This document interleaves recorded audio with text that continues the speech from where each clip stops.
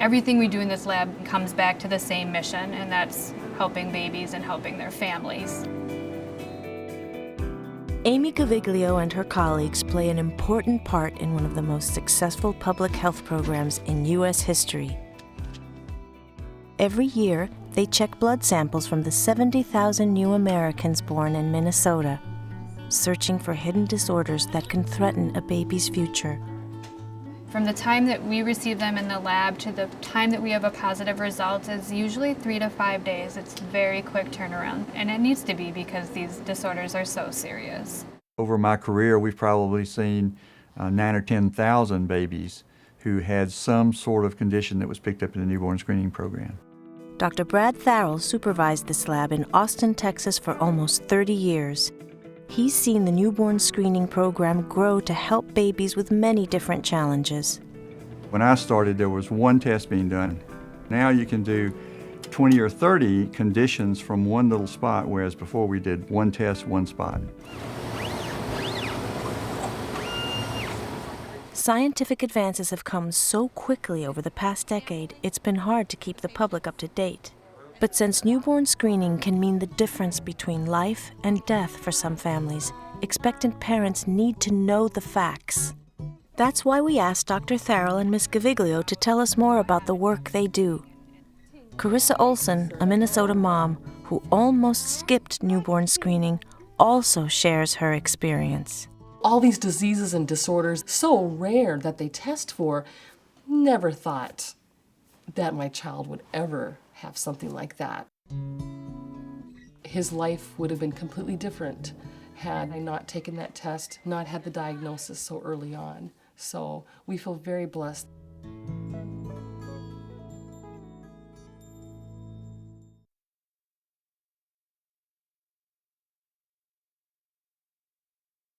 Okay, it's okay.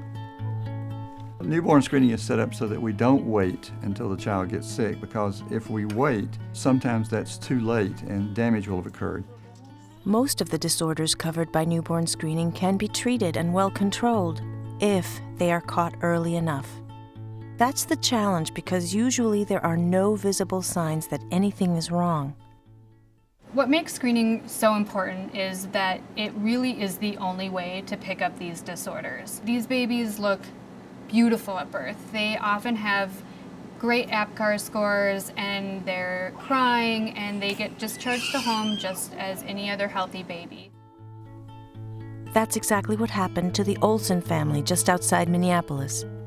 6-year-old Emerson is healthy, but when Everett was 5 days old, his parents learned that his newborn screening test indicated a rare condition called galactosemia. There's no other galactosemia or metabolic disorders in our family whatsoever, so that wasn't even on my radar. I think it's important for parents to know that all of us have a chance for having one of these disorders. Most of the children we find with this disorder do not have a family history. They're the first case. Babies with galactosemia like Everett are unable to digest milk properly, so a byproduct called galactose-1 phosphate builds up in their bodies like a poison. Without newborn screening, the Olsons might not have known Everett was in danger in time to save him. This is a disorder that, if it's even in a few days later, could have had such horrible ramifications on Everett. Other kids that haven't have gone into comas and have had severe liver damage. We just have to adjust his diet. And then we stand back because it's hot. It's not that hard. There's wonderful, delicious things that are safe for him. Bye, cake.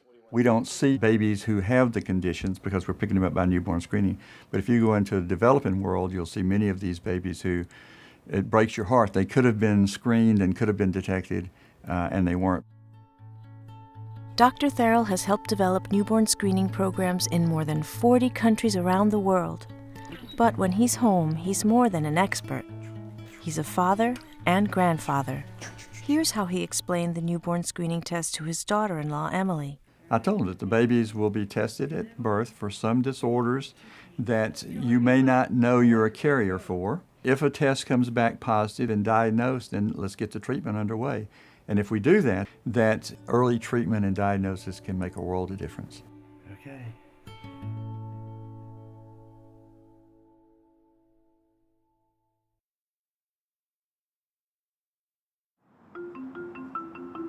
When they arrive at the health departments, the samples are submitted with identifying information. They're giving numbers so that they can be analyzed in the laboratory. All the laboratory uses after the initial check-in is just the blood spot with this identifying number. There are federal laws that require the states to handle this data in a certain way so that it remains private. So they go to extremes to make sure that privacy is protected. After the cards are checked into the lab and assigned a tracking number, these machines punch small samples from the blood spots into trays. 6 different 3-millimeter discs have been punched out, and there's a 7th one for the 7th test here. And out of those, we get the 28 different tests that they're doing in this laboratory. From here, the trays go to various sections of the lab for different tests. These technicians in Austin are testing for sickle cell diseases. This lab worker in Minneapolis is screening for galactosemia. Conditions like galactosemia, maple syrup urine disease, those babies may die in the first few days because their systems cannot metabolize foods correctly. It happened so incredibly fast. He became lethargic. I couldn't wake him up. He looked yellow. Based on the results of Everett Olson's newborn screen, his doctor knew the milk he'd digested during his first few days of life could be causing his problems. He was rushed to the hospital. If we didn't have a diagnosis, they'd probably want to feed him more milk, because when you're jaundiced, you want to get those liquids in. Want some milk in your cereal? Some rice milk? There's rice milks, there's almond milks, coconut milk is okay. Now we've gotten used to it, he's gotten used to it. Sometimes we don't even think about it, but it would have been very different had we not had that diagnosis. 75% infant mortality rate, he might have not been with us.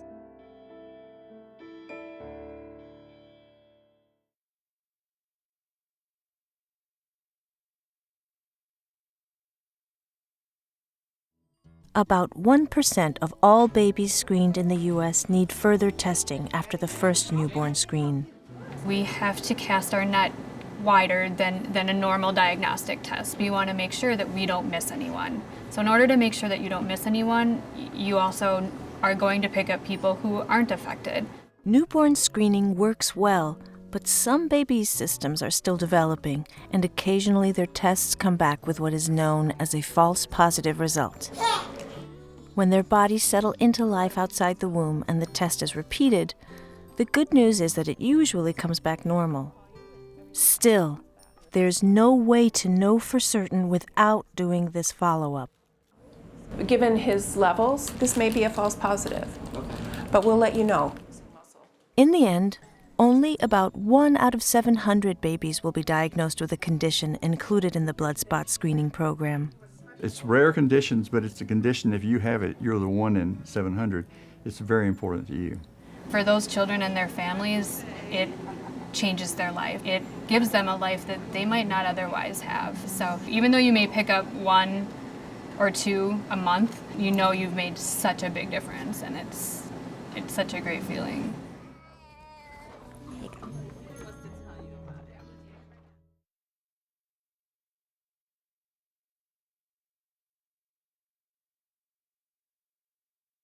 When the newborn screening tests are finished, usually 1 or 2 dried blood spots about the size of a dime are left.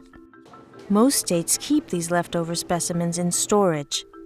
They are used to improve the current test and to develop new ones. That new test might not help your child, but it could help a lot of children down the road. When newborn screening started in 1965, it screened for PKU, 1 disorder. Today in Minnesota, we screen for 53 disorders, and that wouldn't be possible without using newborn dried blood spots. So many more babies are now benefiting. Okay, mamita. Scientists consider newborn blood spots a unique research tool. Over the past 50 years, Samples like these have contributed to public health studies investigating everything from the effect of smoking during pregnancy to the cause of hearing loss in infants. But in the past few years, some groups have expressed concern about possible misuse of this sensitive material. Parents concerned about whether the government's storing their baby DNA or what we're doing with it. I think part of it is likely the media. You see a lot more of the uses of genetics in Grey's Anatomy and CSI, and there's a lot more fears, I think, surrounding genetics, most of which are not based so much in truth. True or not, some maintain that these blood samples are private property, and their use without parents' knowledge or permission is an intrusion into family life by big government. The public debate has scared some people, like Carissa Olson. I did hear something at church that was controversial. I kind of filed in the back of my head, didn't really have time or didn't research it too much, but it was something that struck a negative bone in my body. If not for the gentle persistence of a nurse in the maternity ward, Carissa would have left the hospital without having Everett tested. I wasn't sure fully what they do in newborn screening. I wasn't aware of how uninvasive it really is. It's simply taking a drop of blood. They're not putting anything into your child's body. And that message needs to get out.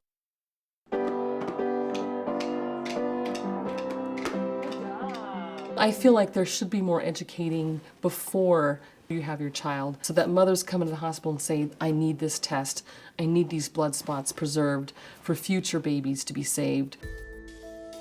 States like Texas and Minnesota are now working overtime to make sure 21st century families are well informed and involved in the newborn screening process.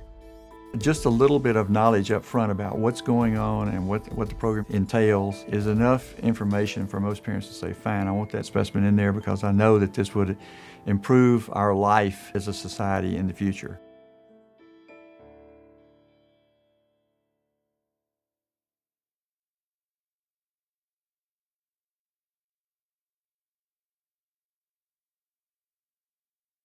The important part about screening is that they can find the problem before it starts to cause problems. So we don't screen for things that a physician could look at the child and tell that they have this disorder.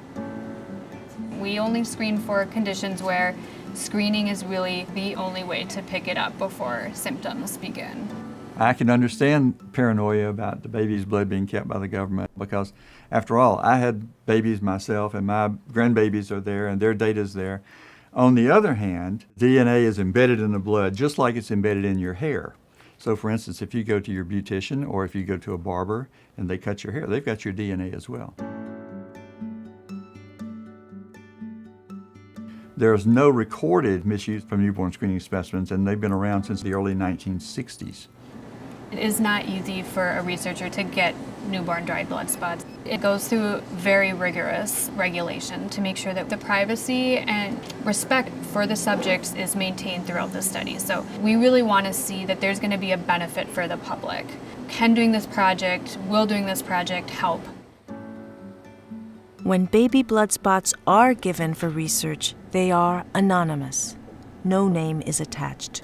There's a lot of different safeguards in place. There are institutional review boards that review research. They look at the process to make sure that they're legally okay, ethically okay.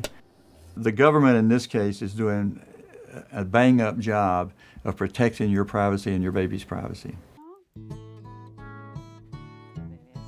I really feel strongly that it's important not only taking the test, but actually preserving those blood spots.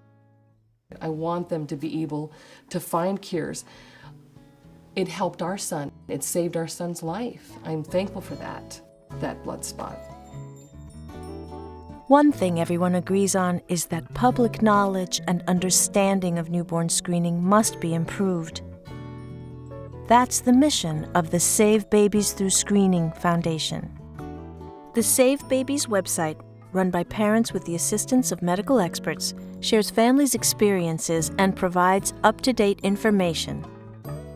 Each state decides which disorders it will test for and has different rules about storing blood spots after testing is completed. To learn more about the policies in your area, just click on your state. It provides a quick link to your local newborn screening program. All parents should know that these are most important tests. They will detect diseases that can lead to death, mental retardation, growth disorders, and other sorts of severe problems. I want expectant parents to know that newborn screening is a great program that is really looking out for their child. Everyone who works here is so committed because we know that at the end of a result is a family. I stay okay. You know, Everett's doing really well. And a lot of people are very surprised when I tell them that he has a pretty serious rare genetic disorder. But it was caught through newborn screening. So we're very passionate about getting the message out how it can save a life. For more information and support, visit www.savebabies.org or call us toll-free